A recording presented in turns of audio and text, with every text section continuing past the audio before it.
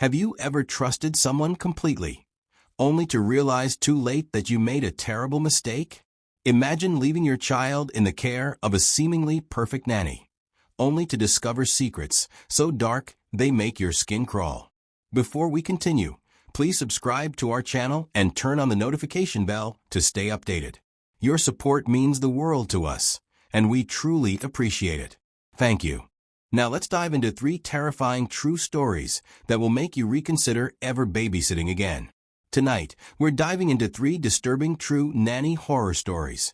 Tales so unsettling they might make you reconsider ever babysitting again. These aren't just urban legends or creepy campfire stories.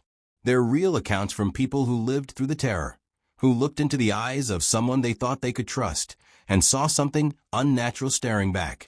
In these stories, a family's dream nanny turns into their worst nightmare. A babysitter finds herself trapped in a house where something sinister lurks in the shadows, and a simple night of childcare spirals into a chilling encounter that defies explanation. Some of these stories end in eerie mysteries. Others, in sheer, unthinkable horror. But here's the real question. Have you ever experienced something like this? A moment when the air around you changed, when an innocent job turned into something much more sinister. Tell us in the comments if you've ever felt that creeping sense of dread while babysitting, or if you've ever met someone who seemed off. And if you think you can handle more terrifying true stories, make sure to subscribe and turn on notifications. Because once you hear these tales, you might never look at babysitting the same way again. Olivia had been babysitting for years. She was used to late nights, eerie old houses, and overactive imaginations. When the Walkers hired her to watch their 6-year-old son Max, she expected nothing more than a quiet evening. The Walkers were polite but hurried, leaving quickly for their anniversary dinner. Before they left, Max's mother gave her a warm smile and a warning. "He gets scared at night," she said. "If he says there's something in his closet, just remind him it's all in his head." Olivia nodded, brushing it off. Kids were kids. At first, the night was uneventful. Max was a shy but sweet boy, spending most of the evening drawing at the kitchen table while Olivia scrolled through her phone.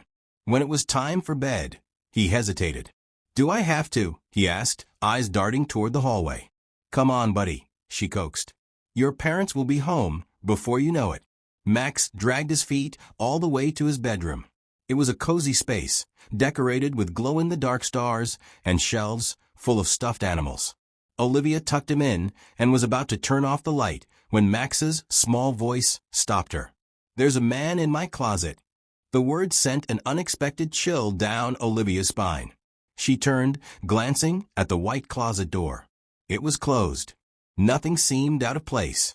"There's no one there, Max," she assured him. "See." She walked over and opened the closet, revealing only a row of neatly hung clothes and a few toys on the floor. "No one," she said, turning back to him. Max shook his head.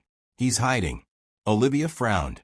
Something about the way he said it made her uneasy. "He only comes out when the lights are off," he whispered. Olivia forced a smile. "It's just your imagination, buddy. You're safe." Max didn't look convinced, but he lay back down. She left the door slightly open and turned on his nightlight before heading back downstairs. An hour passed. Then another. The house was silent except for the occasional creak of old floorboards. Olivia was dozing off on the couch when a soft thump from upstairs jolted her awake. She sat up, listening. Another thump. A rustling noise. Then Max's scream. Olivia's heart slammed against her ribs as she bolted up the stairs, nearly slipping on the hardwood. She burst into Max's room and found him curled under his blanket, trembling. "What happened?" she asked, breathless. Max pointed to the closet. The door was open. "I told you," he whimpered. "He's real." Olivia's stomach tightened. She forced herself to walk to the closet, grabbing a toy baseball bat from the floor as she did. She yanked the door open. Empty. Her pulse was hammering now. Maybe Max had opened it himself. Maybe a draft. Maybe. Then she noticed something strange. The back wall of the closet looked wrong. The edges didn't line up with the rest of the room. Olivia hesitated, then pressed her hand against it. It shifted slightly under her touch. It wasn't a wall. It was a hidden door. A deep, crawling dread filled her as she hooked her fingers into the seam and pulled. The panel swung open, revealing a dark, narrow crawl space beyond. And, inside, a filthy blanket, empty food wrappers, a half-full bottle of water. Someone had been living here. Olivia staggered back, her breath coming in short gasps. The air smelled stale, like sweat and something rotten. Then she heard it. A soft shuffle. A whisper of movement from deeper, inside the crawl space. Someone was in there. She dropped the baseball bat. Grabbed Max. "We're leaving. Now." Max clung to her as she rushed toward the door. But the moment she stepped into the hallway, she heard another sound. A slow creak. Not from Max's room. From the attic. The realization hit her like ice water. Whoever had been hiding in the crawl space wasn't there anymore. They were above her, watching, waiting. A shadow flickered at the edge of her vision. The attic door slightly ajar. The hairs on the back of her neck stood up. Olivia didn't wait to see what would happen next. She ran, carrying Max in her arms, barely pausing to grab her phone. Down the stairs, through the front door, into the night. She didn't stop running until they were standing in the neighbor's yard, panting, shaking, staring back at the dark silhouette of the house. The police arrived 15 minutes later. They searched every inch of the house. The attic, the crawl space, the entire property. But they found nothing. The hidden space in Max's closet had been lived in, but whoever had been there was gone. Max's parents were horrified. They thanked Olivia over and over, but no one could answer the question lingering in the air. Who had been watching Max? And where were they now? That night, Olivia quit babysitting for good. Emma had babysat for countless families, but the Harper house was her favorite. It was a cozy, modern home, and Sophie, their 6-month-old daughter, was an easy baby. The Harpers were kind and always paid well. It was supposed to be an easy night, feed Sophie, put her to bed, and relax until the parents came home. Everything started normally. Emma gave Sophie her bottle, rocked her to sleep, and carefully placed her in the crib.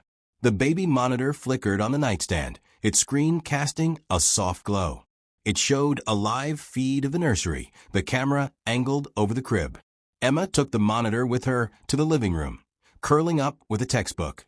The house was quiet except for the occasional static crackle from the monitor. She wasn't worried. Not yet. Then she heard it.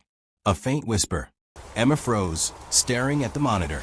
The screen was normal, just Sophie sleeping soundly, her tiny chest rising and falling. Maybe she imagined it.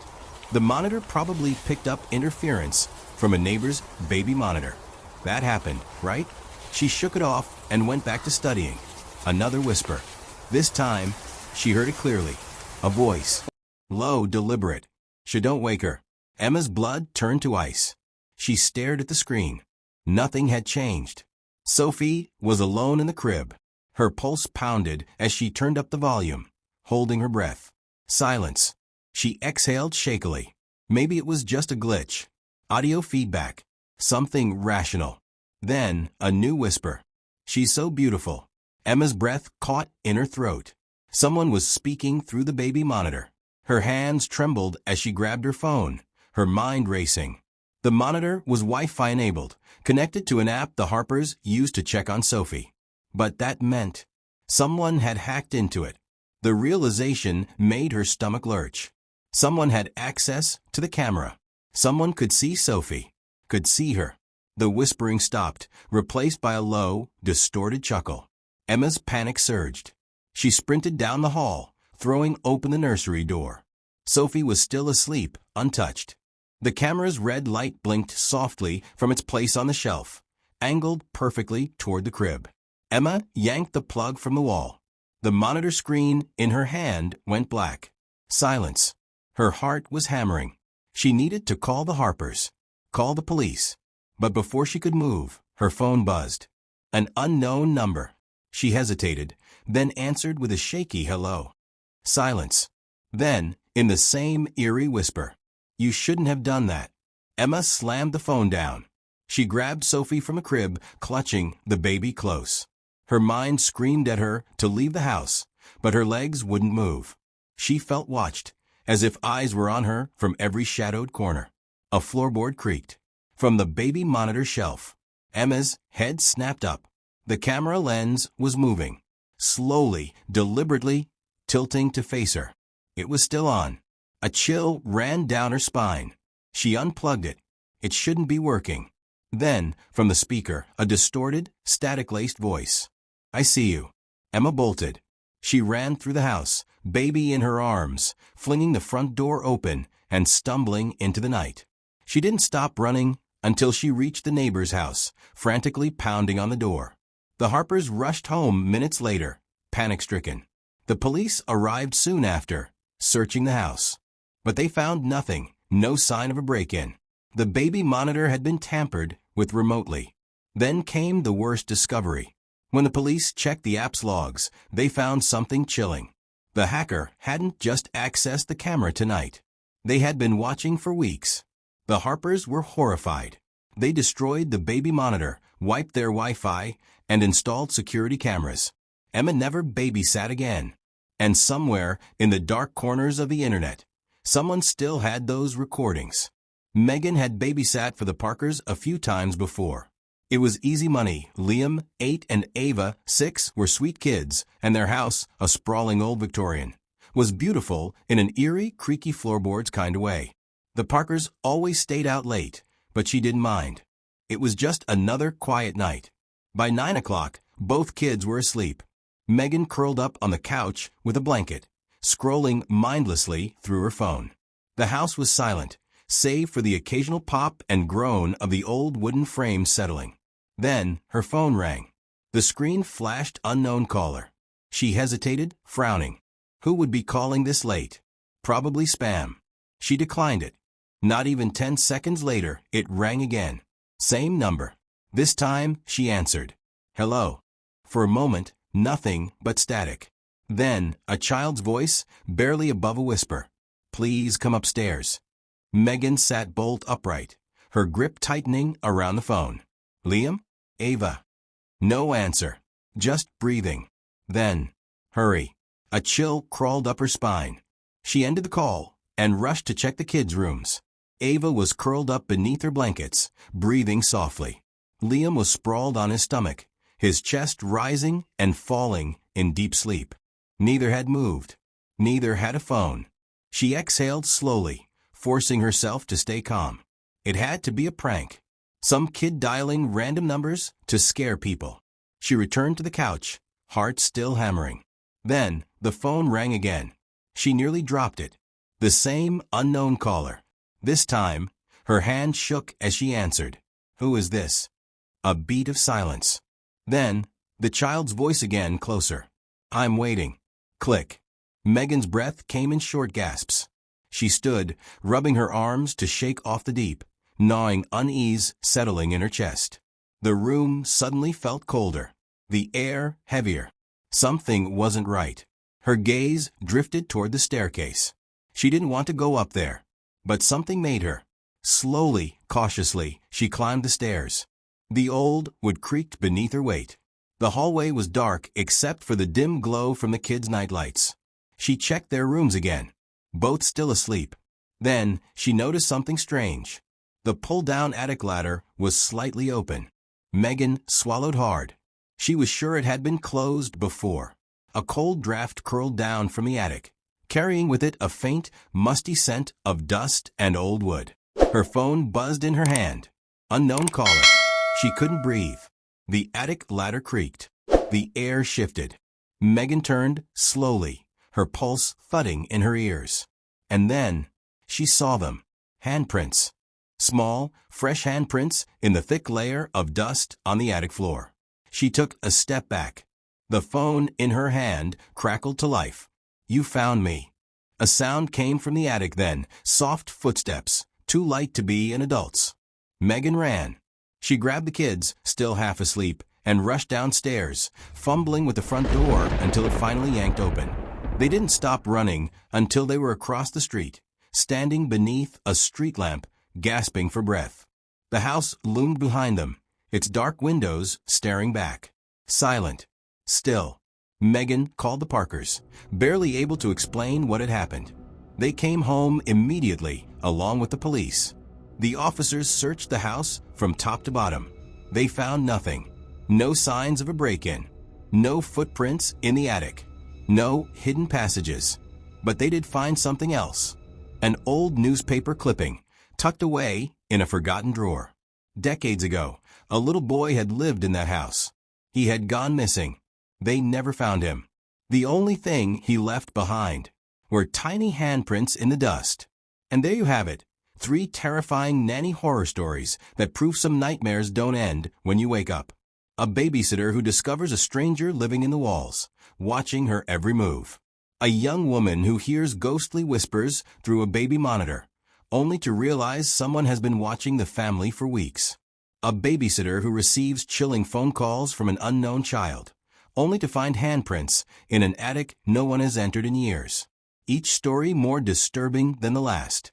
Each one leaving us with the same haunting question. How well do we really know the houses we step into? Babysitting should be simple.